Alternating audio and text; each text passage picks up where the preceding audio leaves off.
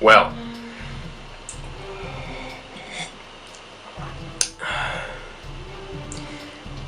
I can't tell you how much I needed this cup of tea after just seeing the movie Gods of Egypt.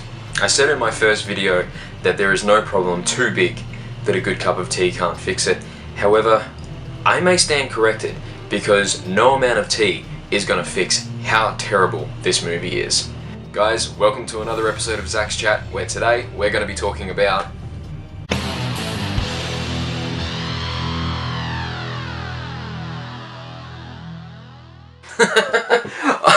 I don't even know where to start with this movie.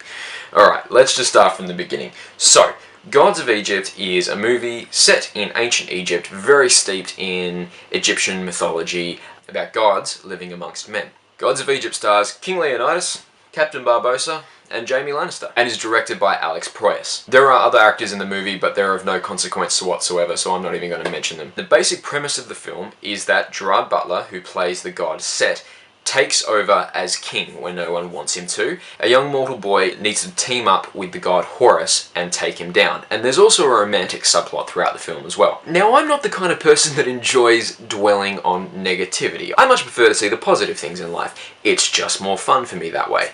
That being said, when a movie is bad, I'm not going to shy away from talking about it. And Gods of Egypt is bad. This movie is a poorly made, lackluster, and just my opinion, although it does seem to be the general consensus, an absolute waste of $140 million. Yes, that's right. The budget for this movie is $140 million. Just let that sink in.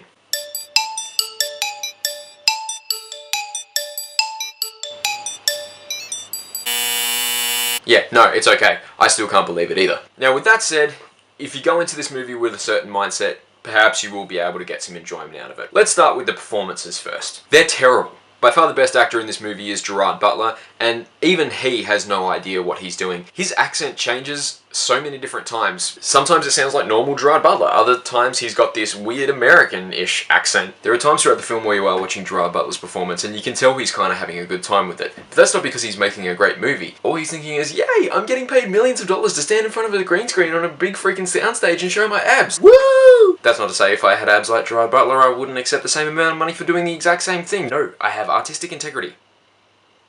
And this film has a few other seasoned actors in it, and all the performances come off as garbage. And that's not because they're bad actors. In no way, shape or form is that what I'm saying. It's that the direction and the writing in this film are abominable. The writing is clunky, the humour is so awkward, and like everything else in this film, it is completely unbelievable. Now the special effects, some of the special effects in this film do look pretty cool. There were times when I turned to the people I was with and I whispered, that looks pretty cool. And then there are other scenes in the movie where the special effects are so bad, I swear to you, I could have done a better job in this room with a sheet up on the wall, and I could have done better green screen. Just as the plain to God truth. It is so incredibly inconsistent. And of course, I have to address the whitewashing controversy. Virtually every main character in this movie is white, and it's set in ancient Egypt. How is that still okay? That being said, now that this movie is out and seeing how terrible it is, I'm sure there's probably some really great Egyptian actors that are very glad they didn't get hired for it. If you can help it, it's probably best not to be associated with this film whatsoever. Now, I saw this movie with my best friend and with my partner, and when we came out of the cinema on the drive home, me and my friend, we were absolutely tearing this movie to shreds because it was so awful. Now, my partner is not the kind of person that likes to speak negatively of art. She has a respect for the fact that art is subjective, and she was trying very hard to point out the positives of the film, like the cool special effects, and like the fact that maybe it is just meant to be mindless action. When we got home, I suggested that we watch another movie that's kind of based in Egyptian culture, a sci-fi one. This little beauty right here, a Roland Emmerich classic, Stargate. We were about 15 minutes into this film, and my partner turned and said to me, yeah, Gods of Egypt really wasn't the best, was it? And trust me, that is the closest she's ever going to come to paying out on a film. The stark difference between these two movies. And let's not forget, Stargate is by no means a perfect film. But compared to the monstrosity that is Gods of Egypt, this thing is up there with Ben-Hur. Now, would I watch this movie again? Maybe in a little while when it's out. I would not pay to see this movie again. The special effects are fun, but at the end of the day, this is just a waste of 140 million. That money could have gone towards making a much better film. Now, I do want to say regarding the director, Alex Proyas, he's copped a lot of hate for this film, and I know that there's other directors that have kind of stood up and defended him. I totally respect the fact that he has gone out of his way to try and make something different than what we've seen in a while. He did try to create this big world where everything was huge and dramatic and this big Egyptian mythology adventure. It's something we haven't seen in a while, and I really respect the fact that he did try to take a bold step and create that. However, I just do not think the end product that is this movie came together the way even he would have liked it to. There are just so many things wrong with it. Everything about this movie is completely unbelievable. And that's why, unfortunately, I have to give Gods of Egypt a 2 out of 10. Don't go to the cinema and see this, guys. Save your money.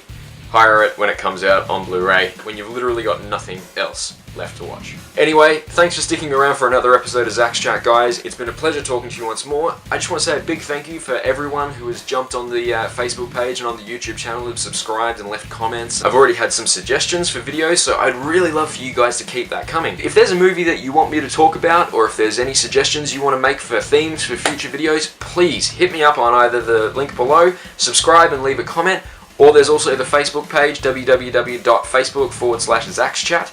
Or there's also my Twitter account. You can hit me up at ZaxChat. Unfortunately, London Has Fallen has been delayed a little bit in Australia here, so I'm going to go see that this weekend instead of this past weekend, so I apologise for the delay there. I will get my review of that up as quickly as possible. I'll also have another review coming for Hail Caesar, which I just saw this evening, and I'm not going to tell you what I thought about it, because I'm going to leave that for the review. But thank you very much again for watching, guys. My name's Zach. Peace out.